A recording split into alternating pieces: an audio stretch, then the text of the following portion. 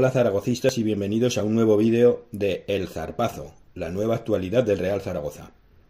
Hoy los fichajes de este mercado de invierno, los primeros de Torrecilla, que se estrena con la salida de Álvaro Ratón, cedido al Nàstic hasta final de temporada, y la llegada de René Román, de 37 años y con una dilatadísima experiencia, que estaba sin equipo.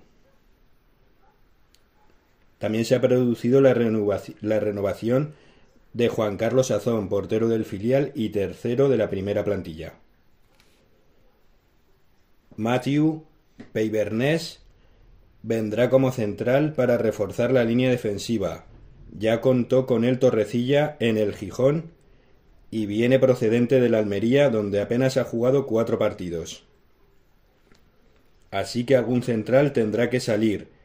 Ya se dijo que se contaba con Tejero, así que serán Atienza o Guitián los que salgan.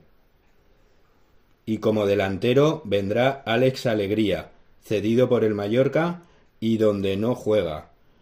Otro jugador que ya coincidió con Torrecilla en el Betis y Sporting de Gijón. Y otro jugador con muchísima experiencia.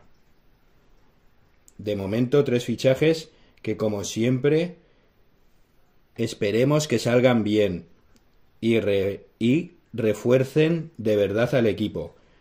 Para mí, el portero no lo veo necesario. El central bien, pero está la incógnita de que realmente mejore lo que hay, que está por ver. Y Alex Alegría vuelve a sonar como en todos los mercados, aunque esta vez sí vendrá. Pues solo espero que traiga la alegría y no se quede solo en su apellido. Yo creo que faltarían al menos 2 fichajes más, uno en el centro del campo y otro delantero. Y a ver quién sale, porque si se dice que se cuenta con el Toro Fernández, igual Bukic, Raí, Yamik, Larrazábal tendrán que salir. Déjame en los comentarios tu opinión de los fichajes y a quién darías la baja.